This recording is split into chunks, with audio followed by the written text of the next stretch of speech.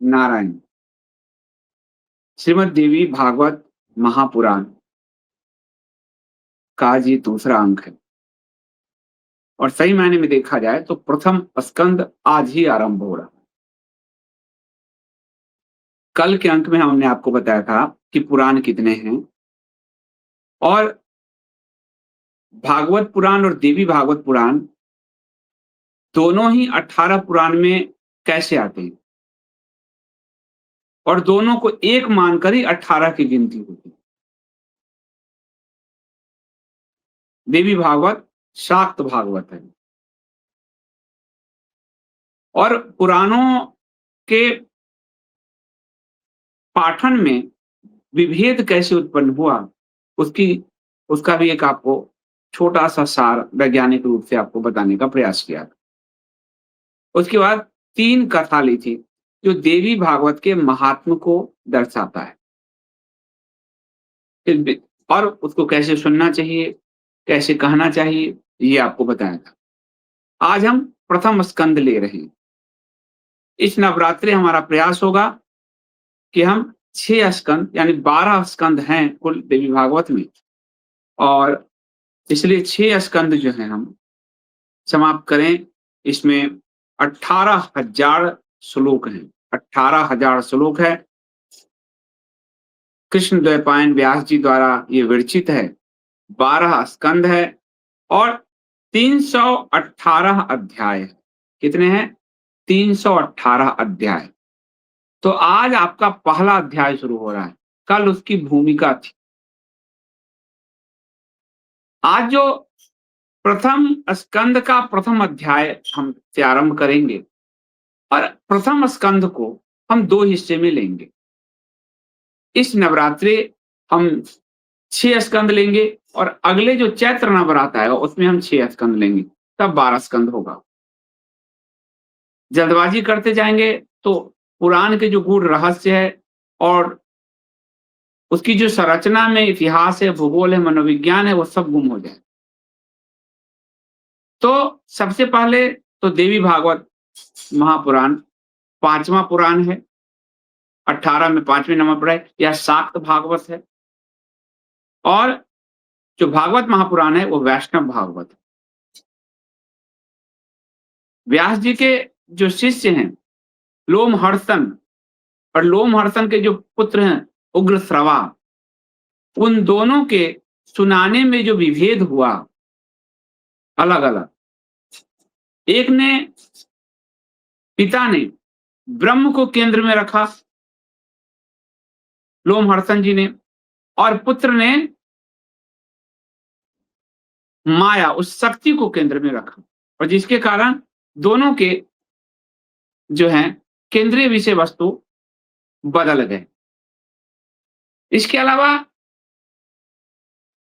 एक कल्प भेद का अंतर लोग दे देते हैं कि देवी भागवत जो है का संबंध सारस्वत कल्प से है और श्रीमद् भागवत का पद्य कल्प से। लेकिन जो मधुसूदन ओझा जी ने जो दिया है ये बहुत सटीक दिया है, क्योंकि 7वें मनवंतर का ये 28वें द्वापर में लिखी गई। तो एक मनवंतर में आप सोचिए कितने द्वापर, 28, इतने कलयुग, उतने सतयुग, उतने त्रेता, कैसे चक्र चलता है। और 28वें द्वापर में 28वें वेद व्यास हैं ऋषि वेद व्यास जी, 28वें हैं वो। तो आप समझिए कि मैं आपको बता देता हूं कि यह वैवस्वत मनवंतर है, 7वां मनवंतर है ये। 28 द्वापर हुए और 28वें द्वापर में सत्यवती पुत्र श्री वेद व्यास जी जो भगवान विष्णु के अवतार हैं, उन्होंने इसका विभाजन किया, इसका विस्तार किया। देवी भागवत सिर्फ एक आधा श्लोक मैंने पिछले उसमें बताया आपको कि भगवती विष्णु जी को आधे श्लोक देती है, उसी से देवी भागवत का विस्तार हुआ और फिर व्यास जी ने उसका विस्तार किया। जो 29वां द्वापर आएगा, इस मनवंतर 7वें मनवंतर का जो 29वां द्वापर आएगा, अब यहां एक रहस्य खुलता है। उस 29वें द्वापर के व्यास कौन होंगे? उसके व्यास होंगे द्रोणी अर्थात अश्वत्थामा, अश्वत्थामा हूँ। तो अश्वत्थामा क्यों हैं, ये बात आपको समझ में अब आएगी कि वो क्यों चिरंजीवी में। तो आपको पहले बता देता हूँ कि सृष्टि जब आरंभ हुआ, तो द्वापर में सबसे पहले व्यास हैं स्वयं ब्रह्मा जी। उन्होंने वेद का विभाजन किया, पुराण दिया, और मैंने कल आपको बताया है कि ब्रह्मा जी की स्मृति में वेद से पहले पुराण आए। ये हमारे शास्त्रकार हैं, अथर्ववेद, मत्स्य पुराण आदि का मैंने आपको उल्लेख करके बताया था। जब दूसरा द्वापर आया तो प्रजापति व्यास बने। तीसरे द्वापर में शुक्राचार्य दैत्य गुरु, वो भी व्यास थे। चौथे द्वापर में देवताओं के गुरु बृहस्पति, वो भी व्यास थे। पांचवें में भगवान सूर्य व्यास थे। छठे में यमराज, सूर्यपुत्र यमराज जो है वो भी व्यास बने।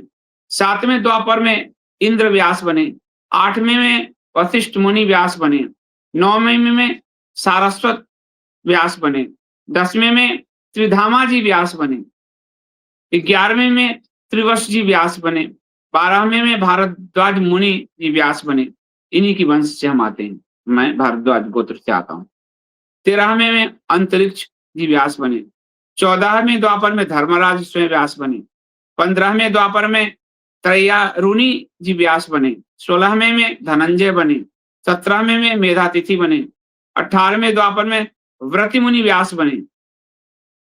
29वें में अत्रि जी व्यास बने। 20वें में गौतम जी बने। 21वें में उत्तम जी व्यास बने। 22वें में वाजश्रवा वेन व्यास बने। 23वें में अमुत्यायन सोम व्यास बने। 24वें में त्रिनबिंदु जी व्यास बने। 25वें द्वापर में भार्गव जी व्यास कहलाए। 26वें में शक्ति जी जो है व्यास कहलाए। 27 में जातुकर्ण यानी पराशर जी व्यास कहलाए। और 28वें में कृष्ण द्वैपायन जी व्यास बने। तो एक मंत्र में ये 28वें द्वापर, 28वें द्वापर में जो पुराणों की कथा कही गई वो मैं आपको सुना रहा हूँ। वेद व्यास जी के जो शिष्य लोमहर्षण जी और उग्रश्रवा, उनके पुत्र उग्रश्रवा द्वारा ही इस पुराण का जो प्रणयन हुआ वेद व्यास जी के प्रशिक्षण के बाद, वही वर्तमान में उपलब्ध है। और इसलिए देवी भागवत और भागवत दोनों में विभेद आपको, यानी एक में ब्रह्म केंद्र में है, दूसरे में ब्रह्म की शक्ति केंद्र में। ये आपको अंतर स्पष्ट कल बताया, फिर मैंने आज आपको बता दिया। अब आज जो हम ये लेंगे उसमें आपको आज का जो प्रथम स्कंद है वो 2 हिस्से में होगा। एक हिस्सा मैं आज लूंगा, एक हिस्सा कल लूंगा। आज का जो हिस्सा लूंगा उसमें आपको भगवान विष्णु के का सर कैसे कटा था, हयग्रीव की कथा आएगी। उसके बाद मधु कैटभ के संघर्ष की कथा आएगी। मधु कैटभ से जो भगवान 5000 साल लड़ाई लड़ते हैं, मधु कैटभ की कथा हमेशा आती है। वो कथा कहना क्या चाहती है उसको हम समझने का प्रयास करेंगे। इसका जो दूसरा भाग होगा कल, वो सुखदेव मुनि के, सुखदेव मुनि जी और जनक के बीच का जो संवाद है, थोड़ा शास्त्रार्थ मान लीजिए, वो है और वो बेहतरीन है। तो उसको मैंने इसमें नहीं शामिल किया है क्योंकि आपको फिर कंफ्यूजन हो जाएगा। तो अब सुत जी पहुंचे हैं नैमिषारण्य वन में। नैमिषारण्य वन में जो कुलपति हैं ऋषियों के साथ सौनक मुनि जी, उनका पूरा एक धर्म पर, एक कही आज के भाषा में धर्म संसद चल रहा है। सुत जी वहां पहुंचे हैं। सुत जी ये कथा कह रहे हैं। ये सुत जी हैं लोम हर्षण के पुत्र उग्र श्रवा। सुत भी कल आपको बताया था, सुत जो है वो 4 वर्ण से इतर है। सुत ब्राह्मणी माता और क्षत्रिय पिता की संतान है। ठीक है, तो उनको कथा कहने का ही कार्य दिया गया और रथ आदि बनाने का कार्य उनको दिया गया। तो यह जो भागवत, देवी भागवत है, वह सत असत रूप उस जगत की सृष्टि करके अपने त्रिगुणात्मिका शक्ति यानी सत रज तम शक्ति के द्वारा जो इस जगत का पालन कर रही है, जो इस जगत में लीला कर रही है, उसी माँ भगवती की ये कथा है, उसी शक्ति की ये कथा है। और ब्रह्मा विष्णु शिव सब में वही वही उपलब्ध है। उन्हीं की शक्ति से ये सारा जगत संचालित है। परब्रह्म परमात्मा और उसकी शक्ति, और फिर विश्व के व्यवस्था के लिए विष्णु जी के नाभि कमल से ब्रह्मा जी और ब्रह्मा के भ्रुकुटी से रुद्र का जन्म ऐसे हुआ। किस लिए? जगत की व्यवस्था यानी सृजन, पालन और संहार के लिए। और ये किसकी इच्छा से हुई? उस परब्रह्म और उस शक्ति की इच्छा से हुई। ये उसी शक्ति की कथा है। वो शक्ति हमारे सगुण रूप में माता काली, माता लक्ष्मी, माता सरस्वती के रूप में हम उनकी पूजा करते हैं। यह जो कल्याणमयी भगवती है वो नित्य है, निर्गुणा है, व्यापक रूप में सृष्टि में रहती हैं, विकार रहित हैं, योग गम्या हैं। उनका जो सात्विक, राजसी और तामसिक शक्तियां हैं, सात्विक शक्ति महासरस्वती हैं, उनकी राजसी शक्ति है महालक्ष्मी है, और तामसिक शक्ति जो है वो महाकाली के रूप में जो प्रकट होती है, वो सगुण रूप में जिनकी हम उपासना करते हैं। वह जो महामाया महादेवी है वो निर्गुण है। उसकी कल्पना अगर आप, वो ब्रह्म निर्गुण है। इस ब्रह्म को सगुण रूप में आप ब्रह्मा विष्णु महेश समझ, और वह जो महामाया है वो निर्गुण है, और उनका सगुण रूप काली लक्ष्मी सरस्वती के रूप में आप समझिए। बाकी सभी देवियां उसी का विस्तार। और जब इसको उस परब्रह्म और उस शक्ति को आपको सगुण में समझना है, और ये तो हो गया, और गुड़ जाना है, तो वो परब्रह्म श्रीहरि महाविष्णु हो जाते हैं और वो राधा हो जाती है। इसलिए भगवान शिव कहते हैं राधा का नाम बहुत नहीं लेना चाहिए, वो गुप्त है। लेकिन राधा के नाम पर संप्रदाय ही बनाकर राधा राधा किया जा रहा है। राधा मतलब धारा, वो करेंट। कौन सा करेंट? जो शक्ति जो पूरी ब्रह्मांड को अपनी माया से चला रही है, जो इस ब्रह्मांड में को बनाकर इसी ब्रह्मांड में वास भी करती है और इस ब्रह्मांड से परे भी है, वह शक्ति राधा है।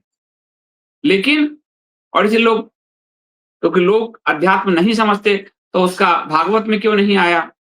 देवी भागवत में वही बता रहा हूं कि पिता पुत्र में देवी भागवत ने उस शक्ति को ही पकड़ा, उस राधा शक्ति को ही। इसमें आपको राधा नहीं आएगा, राधा ब्रह्म वैवर्त में आएगा। लेकिन अध्यात्म की दुनिया में यदि आप 4 कदम भी आगे चले हैं तो आपको पता चल जाएगा कि क्यों शिव जी ब्रह्म वैवर्त में कह रहे हैं कि राधा का नाम बहुत नहीं लिया जाना चाहिए, वो कृष्ण के आदेश से गुप्त शक्ति, वो परम विष्णु ब्रह्म और परम शक्ति राधा, इसलिए वो गुप्त है। उनका ये पूरा रास का मतलब है, ये पूरा जो ब्रह्मांड उन्हीं की रास है, वो उनका रास चल रहा है। आपका जो प्रेम वो उन्हीं का रास है, आपकी जो लड़ाई वो उन्हीं का रास से चल रहा है। ये सब में वही, लेकिन सगुण रूप में वो ब्रह्मा विष्णु महेश में, और सगुण रूप में वो काली लक्ष्मी सरस्वती के रूप में हमारे सामने उपस्थित है। अब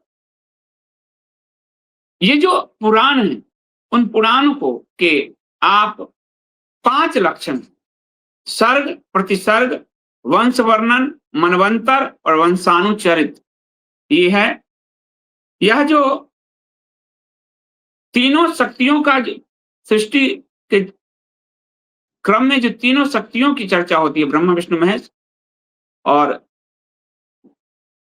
काली लक्ष्मी सरस्वती, वह जो शरीर धारण करके, यानी जो सगुण रूप में, क्योंकि लोग नहीं समझेंगे, सगुण उपासना, वही सर्ग के रूप में प्रकट हुआ है पुराणों में। और जगत के सृजन, पालन और संहार के लिए जो है, आप देखिए, यानी सर्ग के रूप में तीनों शक्तियां प्रकट हुई है। कौन सी?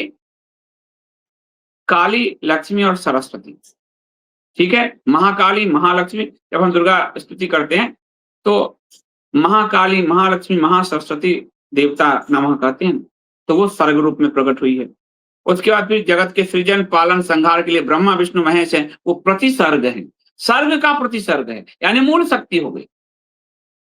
ठीक है?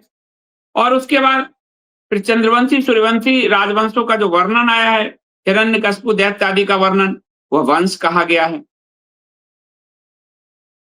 इसी प्रकार स्वयंभू आदि 14 मनुओं का जो वर्णन है, समय का विभाग है, वो मनवंतर कहा गया है।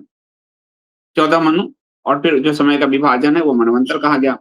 और उन मनुओं के वंश का जो वर्णन है, वो वंशानुचरित कहा गया। तो सभी पुराण इन्हीं 5 लक्षणों से बंधे हैं, यही 5 लक्षण हो तभी वो पुराण कहे जाएंगे। और इसके अलावा व्यास जी ने महाभारत लिखा, यह इतिहास है। महाभारत हम सबका इतिहास है, रामायण हम सबका इतिहास है। तो वो इतिहास है। तो नैमिषारण्य में ये लोग यज्ञ कर रहे हैं, सूत जी आए हैं कथा सुनने के लिए, ये आगे बढ़ते हैं।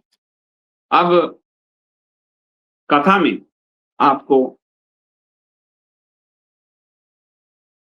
कथा ये आता है कि ये कथा आपने कैसे सुनी सूत जी? तो वो कहते हैं कि कृष्णद्वैपायन व्यास अपने पुत्र सुखदेव जी को इसको पढ़ा रहे थे।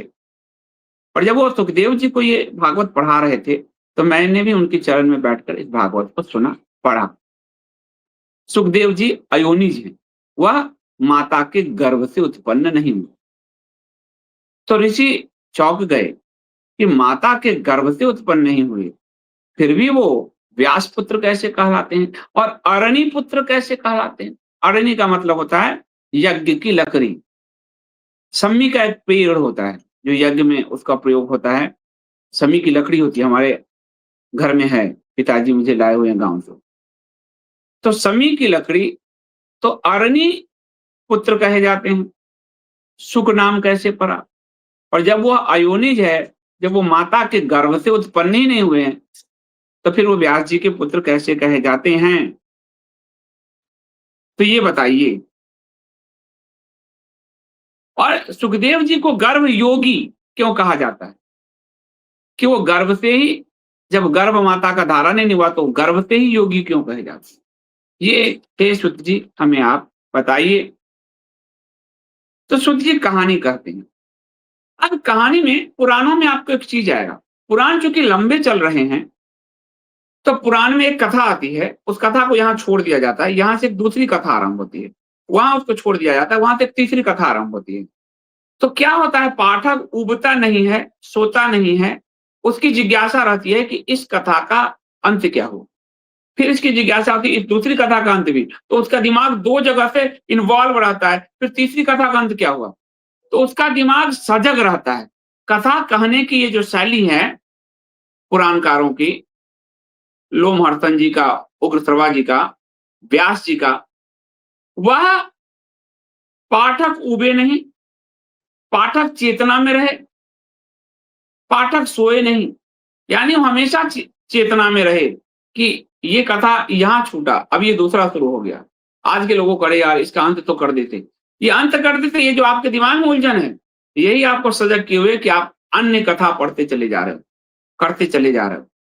नहीं तो आप सो जाओगे, छोड़ो कल का देखेंगे। जैसे आपको बहुत लोग वीडियो, अरे सेव कर लेते हैं कल देखेंगे, और कभी नहीं आता। कल कल कभी नहीं आता, आज ही है, कल कोई कल नहीं आता। तो अब सुखदेव जी की कहानी शुरू होती है। तो एक बार व्यास जी बैठे हुए हैं और एक गौरैया जो है, नर मादा का जोड़ा है। देखिए रामायण का उद्घाटन भी जो हुआ, व्यास जी नदी किनारे, पक्षी जो है, प्रेम रत है पक्षी, क्रॉच पक्षी, और उसको एक बहेलिया मार देता है, तो पक्षी से, वहां से उनके अंदर चेतना का प्रस्फुटन होता है। अब सुखदेव जी का जन्म कैसे होता है, तो 2 गौरैया और उनका एक बच्चा है छोटा सा, दोनों गौरैया उस बच्चे को प्रेम कर रहे हैं।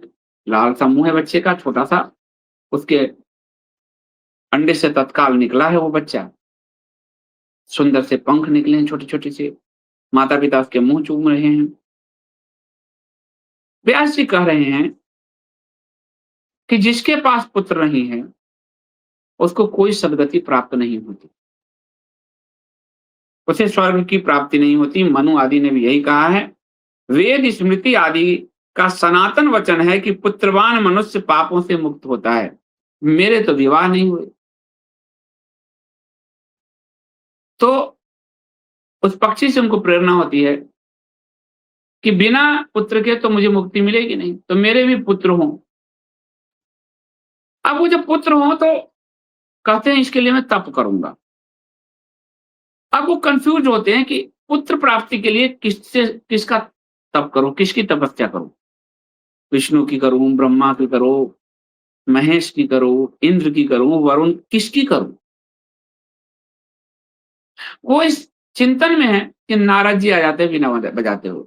नारद गुरुओं के गुरु हैं और नारद देवलोक, मनुष्यलोक सबके बीच सूचना का वह तार हैं, वह जिनके बिना सूचना के बिना देवता, मनुष्य आदि को एक-दूसरे की खबर ही नहीं हो। तो मानव और देवताओं के बीच और देवता-देवता के बीच और मानव-मानव के बीच यानी वो संपर्क सूत्र हैं पूरे। तो नारद जी आते हैं और नारद जी को लगता है कि अरे व्यास जी बड़े दुखी हैं। तो नारद पूछते हैं आप दुखी क्यों हैं? तो कहते हैं संतानहीन व्यक्ति को तो सद्गति होती नहीं है नारद।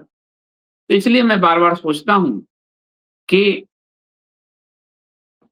मुझे तो पुत्र नहीं होगा और मैं पुत्र प्राप्ति करने के लिए किसकी तपस्या करूँ? जिससे मुझे पुत्र मिल जाए। नारद जी कह रहे हैं कि आपने दुविधा में डाला। यही प्रश्न मेरे पिता ब्रह्मा ने एक बार विष्णु जी से पूछा कि किसकी आराधना की जाए? यानी पुत्र के लिए आराधना किसकी की जाए? ये ब्रह्मा जी ने विष्णु से पूछा। मेरे पिता ने कौस्तुभ मणि के प्रभाव से दीप्तिमान शंख, चक्र, गदा, पद्म धारण करने वाले पीत वस्त्रधारी जगदीश्वर वासुदेव से पूछा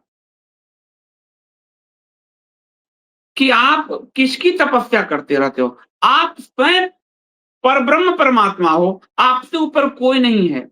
आपने मुझे जन्म दिया। आपके नाभि कमल से मैं उत्पन्न हुआ।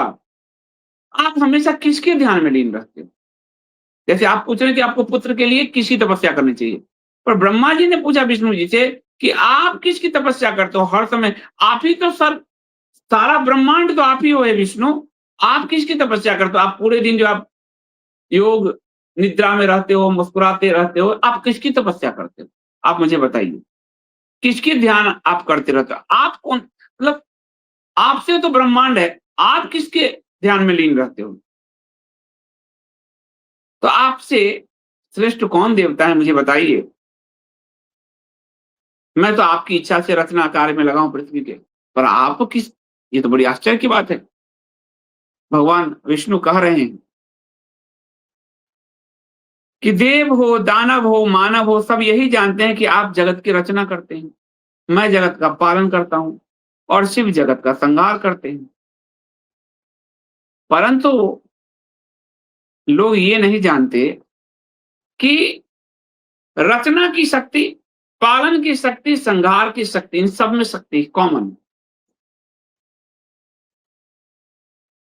तो शक्ति के कारण ही आप रचनाकार हैं, उस शक्ति के कारण ही मैं पालनहार हूं, पालनहार हूं और उसी शक्ति के कारण शिव संहार करता है। यदि वो शक्ति ना हो हमारे अंदर, वो शक्ति ना हो तो आप कर पाओगे? एक मनुष्य के हाथ में शक्ति नहीं है, तो एक पेन भी उठा पाएगा? एक मनुष्य सोचिए वो निर्वीर्य है, उसके अंदर शक्ति नहीं है, वो पुत्र उत्पन्न कर पाएगा? शक्ति आपके ब्रेन की नहीं है, डेड हो गए, ब्रेन डेड हैं। तो आप कोई निर्माण रच पाओगे, कोई आर्ट कर पाओगे, कुछ लिख कर पाओगे? तो हर चीज में वो शक्ति काम कर रही है। पानी में वैसे पानी दिखता है, लेकिन उसी पानी से बिजली भी बनाया जाता है। तो देवी भागवत उस जो पानी यानी वो जो दिख रहा है विष्णु और ब्रह्मांड, उसके बीच वो जो शक्ति है उसकी तलाश उसको आपको बताने का जो उपक्रम है व्यास जी ने कहा वो देवी भागवत है। तो पानी में करंट छुपा है ये तो नहीं पता है आपको, लेकिन उसी पानी को रोक कर बांध बनाकर करंट पैदा किया जाता है। वह जो कोयला है वो काल आता है, मारिए पत्थर सब फट जाएगा, लेकिन उसमें शक्ति छिपी है किसकी? अग्नि की। और वो जो लकड़ी है, लकड़ी ऐसे तो नहीं जल रहा, पर उसमें अग्नि की शक्ति छिपी। तो बिना शक्ति इस ब्रह्मांड में एक कण भी नहीं, वो निर्जीव हो या सजीव, सबके अंदर शक्ति छुपी। तो मैं उसी शक्ति के ध्यान में रहता हूं, और मैं स्वतंत्र नहीं हूं हे ब्रह्मा, मैं प्रतंत्र हूं। क्योंकि मैं शेष नाग पे अपने शयन कर रहा हूं, लेकिन उस शक्ति के अधीन हूं। काल जब आता है तो मैं जन्म लेने के लिए, मानव जन्म आदि लेने के लिए मैं तब शयन से उठता हूं। वो काल जो है, यानी जब तक समय नहीं आएगा तब तक मैं हस्तक्षेप नहीं करता, वो समय भी शक्ति ही निर्धारित करती है, वही बताती है। इसलिए उसी शक्ति का आश्रय लेकर मैं पालन करता हूँ, आप सृजन करते हैं और महेश संहार करते हैं। तिर्यक योनि में जन्म लेना, आप देखिए मैं कितना परतंत्र हूं ब्रह्मा। तिर्यक योनि में जन्म लेना किसी को पसंद नहीं है, यानी पशु योनि में, कच्छप योनि में, नरसिंह अवतार में, वराह अवतार में, लेकिन मैं जन्म लेता हूं। क्यों? क्योंकि शक्ति ही प्रेरित करती है। मैं शक्ति की प्रेरणा से ही ये कार्य करता हूं, वरना तिर्यक योनि में कोई क्यों जन्म लेगा? उसी शक्ति की इच्छा से मैं इस ब्रह्मांड का परम पुरुष बनकर पूरे महासागर में, पूरे इस विश्व ब्रह्मांड के सागर में विचरण कर रहा हूं। वरना लक्ष्मी के साथ रहते हुए कौन वामन, वराह, कच्छप योनि जन्म लेते हुए भागेगा? लेकिन मैं लेता हूं क्योंकि वह शक्ति ही मुझे प्रेरित करती है, और उस शक्ति के कारण ही मैं देवताओं मनुष्यों के लिए महासंग्राम ठानता हूं। तो मैं ध्यान उस शक्ति का करता हूं। और आपको ध्यान नहीं पूर्व काल में, ये ब्रह्मा, कि कैसे पूर्व काल में मेरा सिर कट गया था? वो शक्ति के प्रभाव से ही तो मेरा सिर कटा था, और आप सबने मिलकर मेरा सिर जोड़ा था। इसलिए मैं भी शक्ति के अधीन हूं। अब ये जो सुत जी कह रहे हैं, अब कहानी हुआ, कहानी शुरू हुआ सुख के जन्म से। सुखदेव जी के जन्म के लिए वो तपस्या करने जा रहे हैं, तो किसकी करें? यहां से नारद जी की आ गई, यहां से शक्ति की व्याख्या आई। अब अगली कथा आ जाती है कि ऋषि कह रहे हैं नारायण का सर कट गया। वह नारायण जो वेद भी जिस विष्णु का स्तवन करते हैं, वेद का अस्तित्व विष्णु के कारण है, स्वयं वेद उसका स्तवन करते हैं। समस्त देवता जिनका आश्रय लेते हैं, जो आदि देव हैं, जो जगत के स्वामी जगदीश्वर हैं, जो सभी कारणों के कारण है, उनका मस्तक कैसे कट गया? ये तो विश्वास नहीं होता सुत जी। तो सुत जी कह रहे हैं कि ये पूर्व समय की बात है। आदि पुरुष विष्णु लगातार 10,000 साल तक युद्ध करते रहे, और वो थक गए। और जब वो थक गए, युद्ध समाप्त होगा, थकान के बाद वो समतल भूमि पर बैठे, पद्मासन स्थान लगाकर बैठे, और अपना सर को टिकाए रखने के लिए धनुष में प्रत्यंचा कसा ही हुआ था, उस पर वो टिकाकर सर सो गए।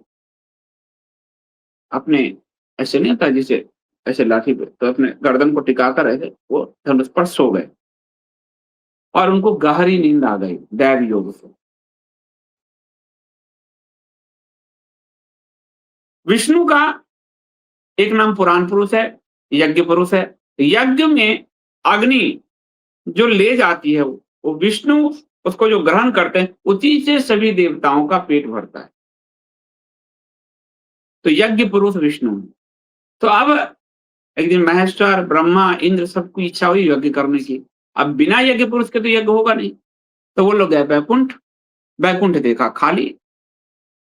बैकुंठ को जब देखा खाली, तो वो लोग गए पता लगाते-लगाते तो देखा कि वो पद्मासन लगाकर किसी ज़मीन पर चुपचाप अपने धनुष पे टिकाए सो रहे हैं। अब सबने कहा निद्रा से किसी को जगाना उचित नहीं होता है। तो सबने कहा कि इनको निद्रा से जगाओ। स इंद्र आदि ने कहा कि भई निद्रा से कैसे जगाएँ, बड़ी मुश्किल है। तो ब्रह्मा जी ने कहा एक उपाय करते हैं। उन्होंने क्योंकि रचयिता उन्होंने कीड़े की रचना की, दीमक की रचना और उसको कहा कि एक काम करो, ज़मीन की तरफ से धनुष की डोर काट दो।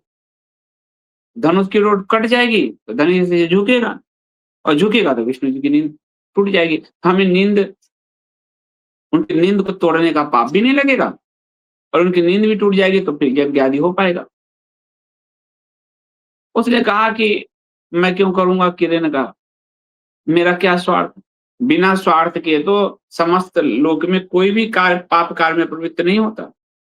जितने नेता होता हैं स्वार्थवश ही तो पाप कार्य में लिप्त हैं। तो बिना स्वार्थ के कोई क्यों ये पाप करने में जा रहा हूँ बस विष्णु जी का नींद तोड़कर, मेरा क्या स्वार्थ? तो कीड़ा को कहा ब्रह्मा जी ने कि जब यज्ञ होगा, वो जो उच्छिष्ट पदार्थ होगा आस-पास जो गिरेगा, उस पे अब तुम्हारा अधिकार है। अब जल्दी-जल्दी काट दो। वो काटने के लिए गया और काटा, जब काटा तो वो कट गया और कटा तो भयंकर ब्रह्मांड में आवाज गूंजी और जो कटा तो विष्णु जी उस पे सोए थे, विष्णु जी का सर काट के ले गया और लवण सागर में जाके वो सिर जाके गिरा।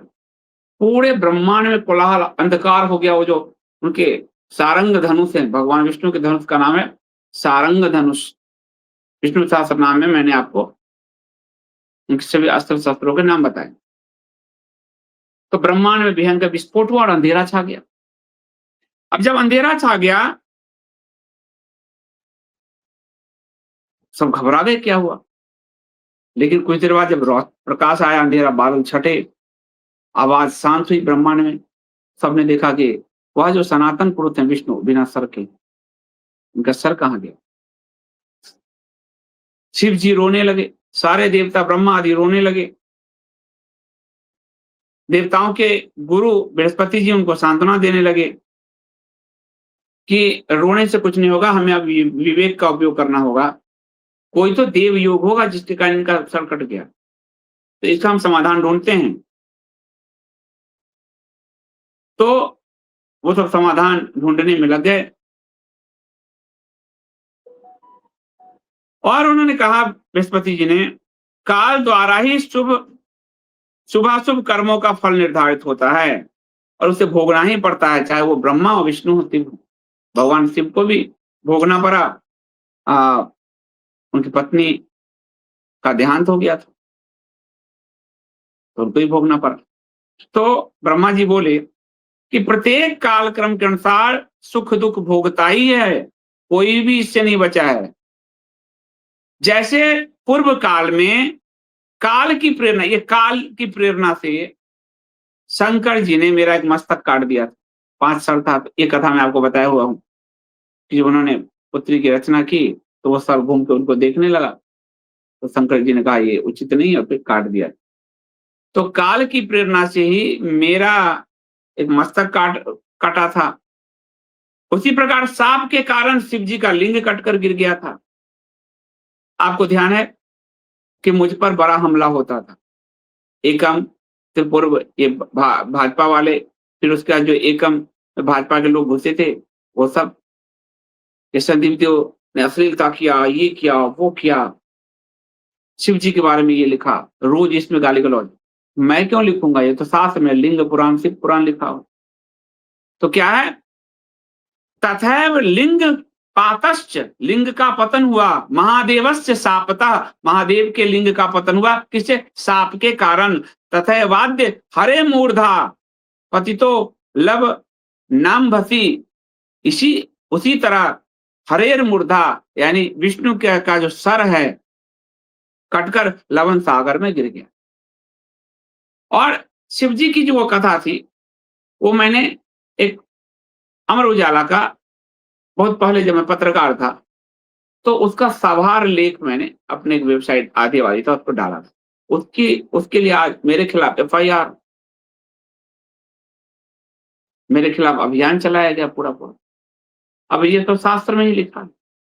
और वो उसकी कथा आती है कि जैसे ब्रह्मा जी के 5 सिर थे, तो ऊपर के सिर से तो जो शिव जी ने काटा, क्योंकि जब उन्होंने, ये मैंने आपको मत्स्य पुराण से सुना रखा है पहले, जब उन्होंने उन्होंने रचना, तो जिसकी भी रचना करेंगे उसके वो पिता हो गए।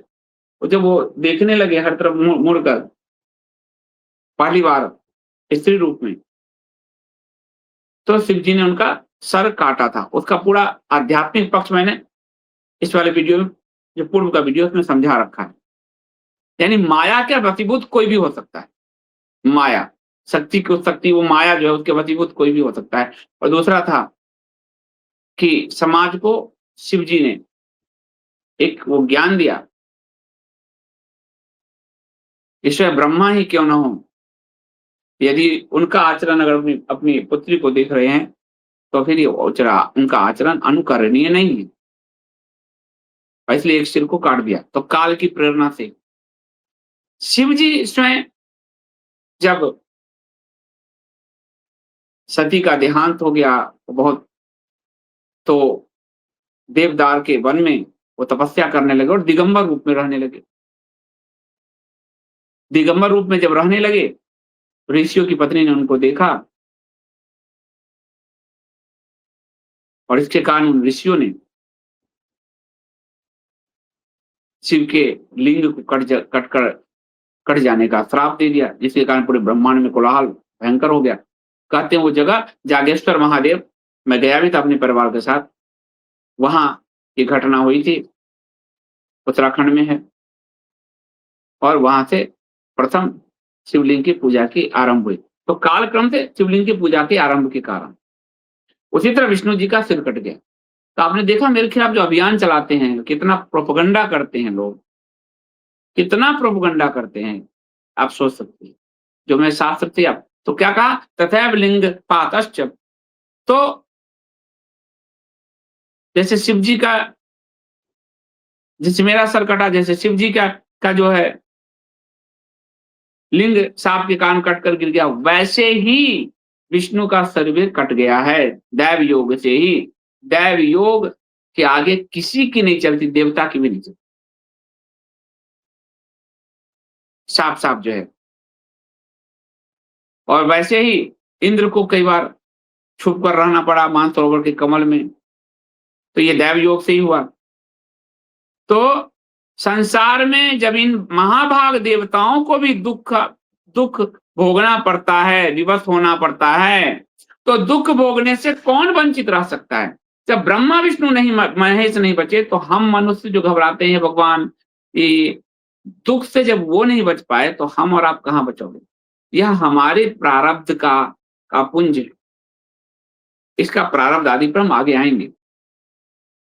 हमारे कर्म के फल हैं, पिछले जन्म के, इस जन्म वो भोगने पड़ते। अब यहाँ क्या कथा आई, तो सबको कहा ब्रह्मा जी ने कि हम उस महामाया का ध्यान करें, उस विद्या रूपी सनातनी ब्रह्म विद्या का ध्यान करते हैं, वही हमारे इस संकट का समाधान करेगी। और उन सबने उस महामाया महाविद्या, उस देवी का ध्यान करना आरंभ किया, उसकी स्तुति करने लगे कि हे जननी, जब आप जगत की रचना की कामना करती हैं, तब आप ब्रह्मा विष्णु महेश की रचना करती हैं। आज ये विष्णु के साथ क्या हुआ, आप क्या नहीं जानती भगवान विष्णु के सिर छेदन की घटना, तो आप क्यों नहीं बताती। इसलिए विष्णु को जीवन दान देकर रमा को, यानी लक्ष्मी को प्रसन्न कीजिए। आकाश में एक वाणी गूंजी, आकाशवाणी देवी के रूप में, और उन्होंने कहा कि तुम लोगों ने मेरी स्तुति की है। और ब्रह्मा ने ये स्तुति का आदेश वेद को दिया कि वेद शरीर उपस्थित हुए और उन्होंने कहा, स्तुति की। तो वेदों को आदेश दिया गया तो इसलिए यह जो देवी की स्तुति है, लंबी स्तुति है, वह वेद भाव देवी ने कहा कि वेदों के भावपूर्ण स्तवन से मैं प्रसन्न हुई और यह जो है वेदों द्वारा उच्चारित किया गया है, इसलिए यह स्तुति वेदों के समान है। तीन त्रिकाल, तीनों समय यदि कोई इससे मेरा ध्यान करे, पाठ करे, तो मैं उसकी सभी कामना पूर्ण करूंगी। और फिर वो देवी ने कहा, आकाश से जो वाणी आई कि विष्णु के सिरछेदन के पीछे की एक वजह है। क्या है? उन्होंने कहा, एक बार विष्णु और लक्ष्मी बैठे थे और लक्ष्मी जी का बहुत सुंदर दिख रही थी, बड़ी आकर्षक दिख रही थी। विष्णु जी ने हंसी निकल आई, मतलब मुस्कुरा दी अपनी पत्नी को देख। काल का प्रभाव हुआ कि लक्ष्मी जी के मन में आ गया कि किसी और स्त्री के प्रति आसक्त तो नहीं है। देवियों के मन में भी आ जाते। तो ये जो हमारे कहानी बताए गए पुराण में, वो आपको कि आप कभी भी ऐसी परिस्थितियों में अपने जीवन से न हारें, देवताओं के सर कट चुके।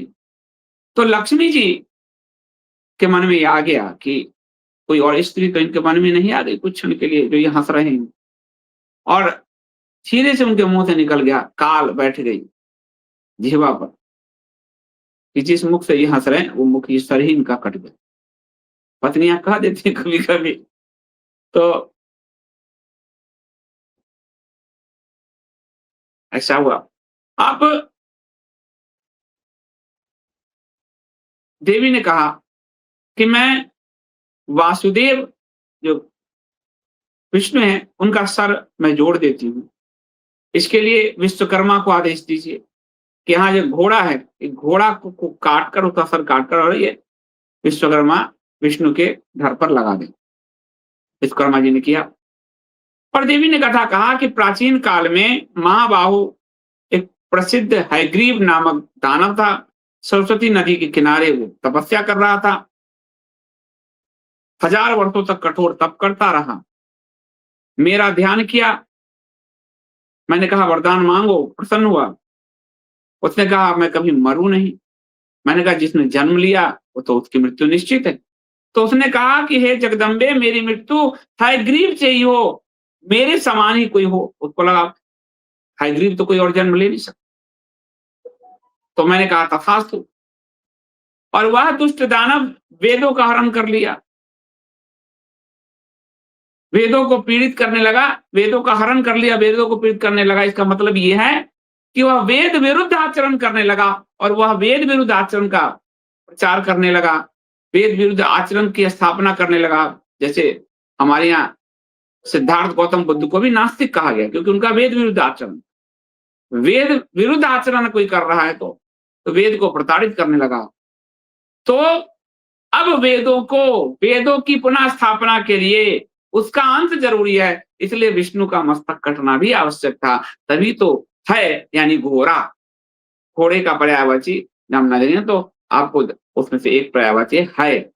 इसलिए घोड़े का मस्तक विश्वकर्मा जी ने जोड़ा और कहा कि अब विष्णु जो है उसका नाश करेंगे। तो फिर हयग्रीव के रूप में भगवान विष्णु का जो अवतार हुआ, तो इसने जो है उस हयग्रीव राक्षस का अंत किया। अब ऋषिगण पूछते हैं कि आपने मधुकैटभ की भी चर्चा की कि हाँ 1000 वर्षों तक विष्णु लड़ते रहे। आखिर ये मधुकैटभ जो है, इसकी क्या कहानी है, क्यों लड़ते रहे?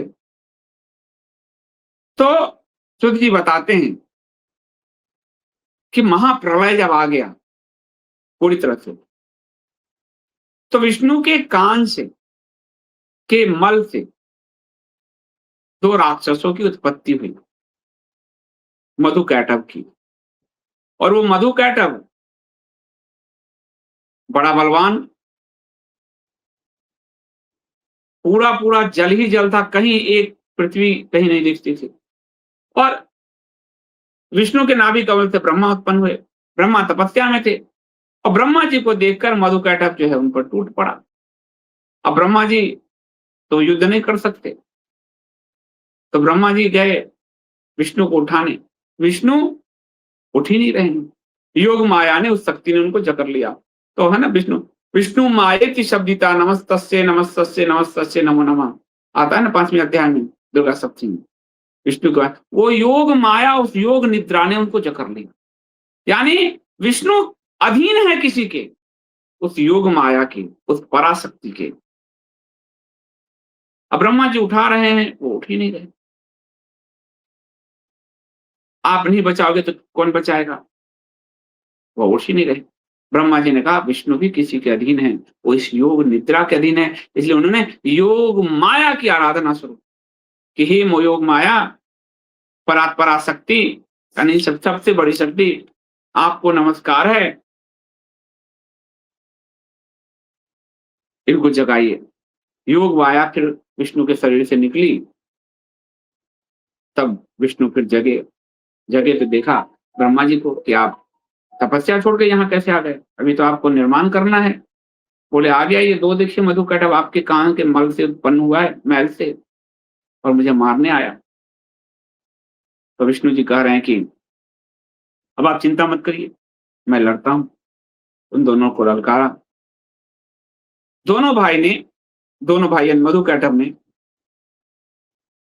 मधु खड़ा रहता तो कैटभ लड़ता विष्णु जी से। दोनों मल्ल युद्ध करने लगे, और जब कैटभ थक जाता तो मधु लड़ने जाता, मधु थक जाता तो कैटभ लड़ने जाता, कैटभ थक जाता तो मधु लड़ने जाता। तो इनकी शक्ति तो बनी रहती, और विष्णु जी लगातार लड़ रहे हैं 5-8 साल से। तो विष्णु जी को लगा कि मैं क्यों मतलब हार रहा हूं। तो उन्होंने ध्यान किया तो देखा कि मधुकैटभ ने भी जब उत्पत्ति हुई तो उसने भगवती की आराधना की थी, और भगवती से ये मांगा कि मेरी इच्छा से ही मेरी मृत्यु हो, तो इसीलिए मैं परास्त हो रहा हूं। तो भगवती की आराधना किया विष्णु ने कि आपने क्या किया? तो भगवती ने कहा चिंता ना करो, मेरी माया के वशीभूत ही इनका अंत होगा। फिर लड़ाई होने लगी, तो माया प्रकट हुई आसमान। उनकी सुंदरता और मुस्कुराहट देखकर ये मधुकैटभ जो है उन पर मोहित हो गया। मोहित हो गया तो विष्णु जी ने देख लिया, तो विष्णु जी ने उनको ललकारा, अरे तुम दोनों से मैं प्रसन्न हो गया, चलो वरदान मांगो तुम दोनों, मैं तुम दोनों से प्रसन्न हूं, बड़ा जबरदस्त युद्ध किया तुमने, आज मुझे भी थकाया। अब स्त्री के समक्ष पुरुष अपने आप को उच्च रखना चाहता है। आप देखते होंगे दिल्ली आदि में, अगर गर्लफ्रेंड पीछे बैठी है बाइक पे, तो बाइक बड़ा जूम जूम की तरह चलती है। अपनी पत्नी स्त्री के समक्ष कोई भी अपना सर नीचा नहीं दिखाना था, स्त्री के समक्ष तो वो शेर बन के घूमता है। तो मधुकैटभ ने कहा कि अब वो माया मुस्कुरा रही है, मुस्कुरा कि स्त्री के समक्ष तो मेरा अपमान हो जाएगा। बोले अरे मैंने तुमसे कब वरदान मांगा विष्णु, चलो मैं तुम्हें वरदान देता हूँ, मांगो क्या चाहिए। तो विष्णु जी ने कहा तुम अपनी इच्छा से, तुमने कहा कि वरदान है तुम्हें कि मरोगे, मेरे हाथों मरो, तो मुझे करो ना कि वरदान मांगो, तो मेरी वरदान तुम मेरे हाथों मरो। अब ये तो फंस गया। तो उसने चारों तरफ जल ही जल देखा, तो उसने कहा जहां कहीं जल न हो वहां मैं मरूं। तो विष्णु जी ने कहा ऐसा ही होगा। विष्णु जी ने अपनी जंघा का विस्तार करना शुरू किया, वो अपने आकार बढ़ाने लगा। विष्णु जी ने सुदर्शन को आदेश दिया, और दोनों राक्षस को कहा मेरे जंघा पर लेट जाओ। अब वो वचन दे चुका था, सत्युग उस समय प्रकृति शुरू हो रही है, तो वो वचन दे चुका, वो आज की तरह तो नहीं पलटेगा। रोज यहाँ संसद में झूठ, रामलीला जो है आपको लाल किला पर झूठ, हर समय झूठ बोलने वाला वो युग तो था नहीं। तो अपना सर जो है विष्णु जी की जंघा पर रख दिया, विष्णु जी ने सब काट दिया दोनों। तो काट जो दिया तो उसका जो मेद था, चर्बी, वो पूरा सागर भर गया, और वही पृथ्वी का रूप लिया। इसलिए पृथ्वी का एक नाम है मेदिनी, और विष्णु का नाम है मेदिनीपति, क्योंकि उन्होंने पृथ्वी की उत्पत्ति उस मेद से की। अब इस कथा का सार ये होता है, पहला कि बिना संघर्ष विकास नहीं होता। जब पूरा जल प्रलय है, अब निर्माण की प्रक्रिया आरंभ होनी है। ब्रह्मा जी की उत्पत्ति हो गई है, वो निर्माण की प्रक्रिया करेंगे। निर्माण की प्रक्रिया आरंभ होनी है, तो निर्माण के लिए, विकास के लिए शक्ति लगती है। तो शक्ति के प्रभाव से इनके कान के मैल से 2 राक्षस पैदा हुए, यानी संघर्ष। सृष्टि के विकास के लिए संघर्ष। तो राक्षस के अंदर की शक्ति, संघर्ष पैदा हुआ, और संघर्ष तामसी और सात्विक शक्ति के बीच में है, तो तामसी शक्ति हारेगी। और क्योंकि वो विष्णु के अंश से ही निकला, कान के मैल से, तो मैल से तो तामसी शक्ति, तो विष्णु के उससे निकला, अंश से ही निकला, तो वो भी उतना ही ताकतवर। तो शक्ति से शक्ति का टकराव, तो ये जो संघर्ष है, अगर आप देखें कि पूरा सृष्टि जलमग्न था, और जलमग्न सृष्टि से जो भूमि पर लोगों ने खेत बनाए, हल जोते, कृषि की, वन जलाए, यह जो लगातार सतत संघर्ष हुआ, तब जाकर पृथ्वी का वो रूप निकल आया, वरना पूरा तो जल ही जल था। तो विष्णु के संघर्ष वही दिखा रहा है कि ऊसर भूमि यानी राक्षस मधुकैटभ, उनके संघर्ष के कारण उस जलमग्न ब्रह्मांड में उस पृथ्वी का उदय हुआ, यानी उसके मेद से जो पृथ्वी का उदय है। उसी तरह जैसे आप उसके बाद के मनुष्य जंगलों से घिरे हुए, पानी से घिरे हुए इस पृथ्वी पर उन्होंने अपने लिए निवास स्थान बनाया, खेती आदि की। तो विकास संघर्ष से ही होता है। संघर्ष की शुरुआत मधुकैटभ से आरंभ होती है ब्रह्मांड की, विष्णु जी के साथ, यानी वहां से ब्रह्मांड के विकास की यात्रा होती है। तो और ये संघर्ष शक्ति से, तो दूसरी तरफ भी शक्ति ने उसको वरदान दे रखा है, और इधर भी शक्ति ही विष्णु को कार्य की चिंता मत करो, मैं उसको भ्रमित करती हूँ अपनी माया से, और उधर उसको वरदान दे रखा है कि भाई तुम अपने इच्छा से मरोगे। तो शक्ति की ही टकराहट है पूरे ब्रह्मांड में, इसलिए देवी शक्ति। इसलिए कि कोई व्यक्ति या शिव, कोई व्यक्ति, आप ऐसे हो जाओ, शिव के भक्त हो, और आप मरणासन होती है, कोई नहीं कहेगा कि आपके अंदर से शिव निकल गया, कहेगा आपके अंदर से शक्ति निकल गई। विष्णु के भक्त हो, मरणासन होती है, कोई नहीं कहेगा तुम्हारे अंदर से विष्णु निकल गए, तुम्हारे अंदर से शक्ति निकल गई। तो शक्ति की जो टकराहट है, वही विकास का मार्ग खोलता है। वही जल से भरे इस पृथ्वी पर भूमि पैदा करता है, फैक्ट्री पैदा करता है, बिजली पैदा करता है। यह संघर्ष से ही सृष्टि का विकास होता है।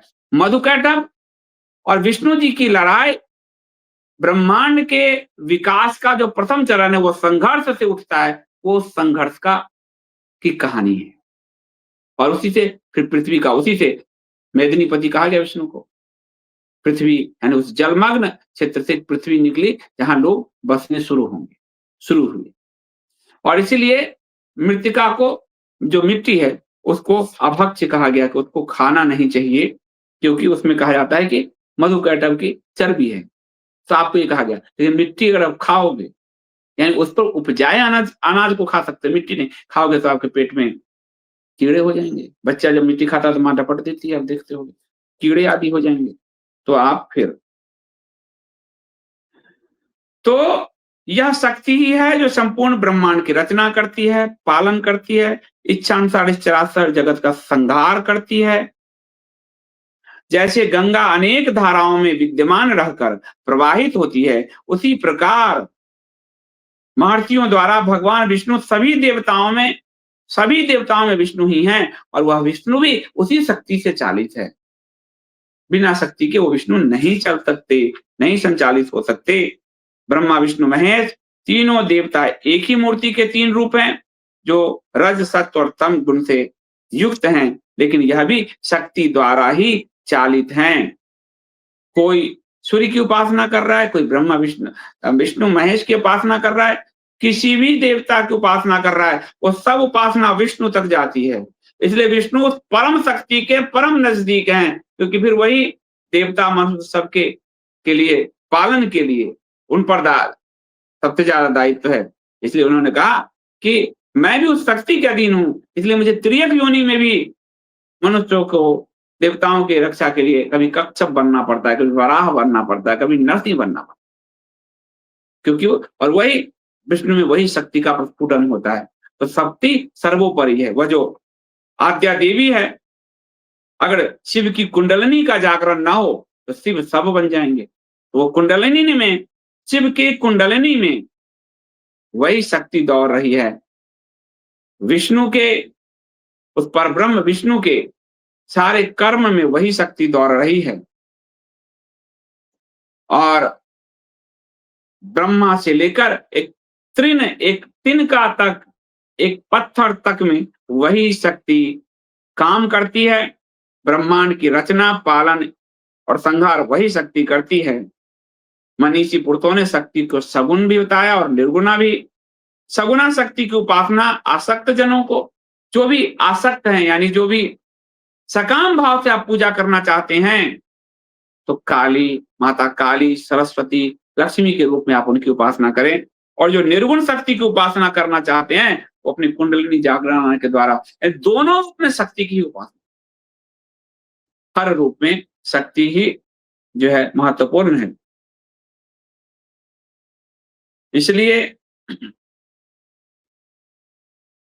कलयुग काल में बहुत सारे अवैधिक कर्म होंगे, भेदमूलक धर्म, कितने भेदमूलक धर्म उत्पन्न हो जाएंगे भेद के कारण। ये जितने पंथ आप देख रहे हो, अब्राह्मिक, तम्राह्मिक, ये जितने, ये सब भेदमूलक जो है, किसी भी और युग में ये नहीं होते जिस इस युग में होते हैं, या वैदिक जो है।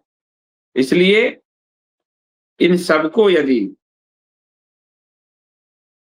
ये जो भेदमूलक धर्म आदि है, वो सब एक माया है, ये उसी शक्ति के प्रभाव को, ताकि संघर्ष चलता है। इसलिए धर्म, अर्थ, काम और मोक्ष, ये चारों में वही शक्ति है। सदा माया से घिरे हुए अज्ञानी लोग उस महाशक्ति को नहीं जान पाते, इसीलिए वो अलग अलग पंथों का सहारा लेते हैं।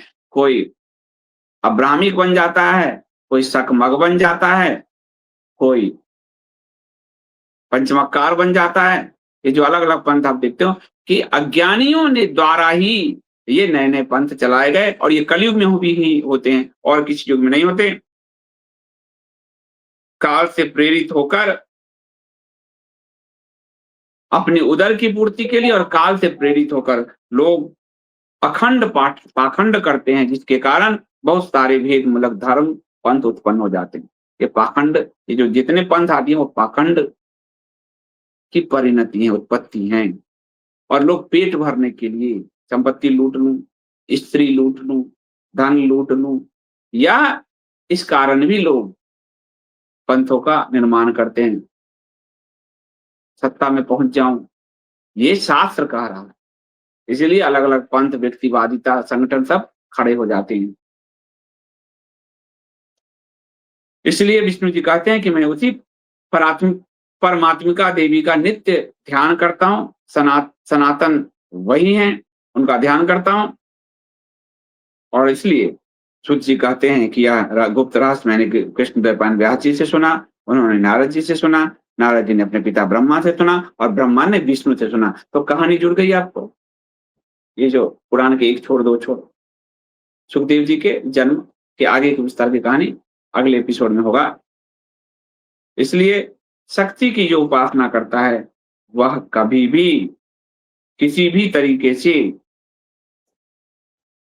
उसकी उपासना निष्फल नहीं जाती। इसलिए साल में 2 बार शक्ति की परम उपासना का कोई भी और त्योहार नहीं आता। साल में 2 बार 9 दिन तक, 9 दिन का मतलब है, अगर आप सही से ध्यान की साधना करो तो 9 दिन में आपकी कुंडली जागृत हो जाएगी, आपके अंदर की शक्ति जागृत हो जाएगी।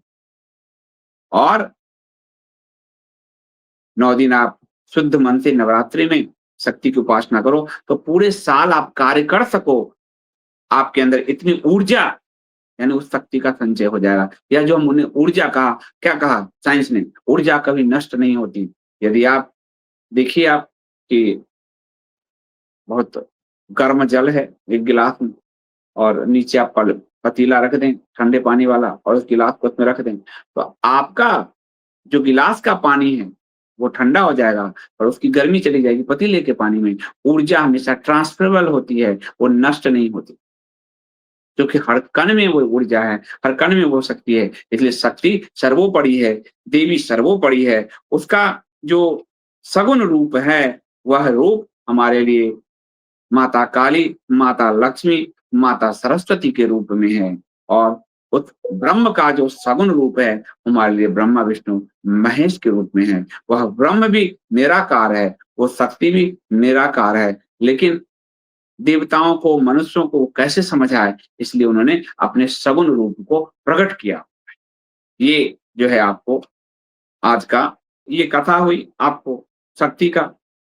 तो आज इतना ही कि शक्ति क्या है, उसके स्वरूप को हम समझते हैं और अपने अंदर उस परम शक्ति को जागृत करने के लिए ये 9 दिन हम साधना, ध्यान, स्वाध्याय में लगाएँ, तो हमारे अंदर भी वो शक्ति जागृत हो जाए।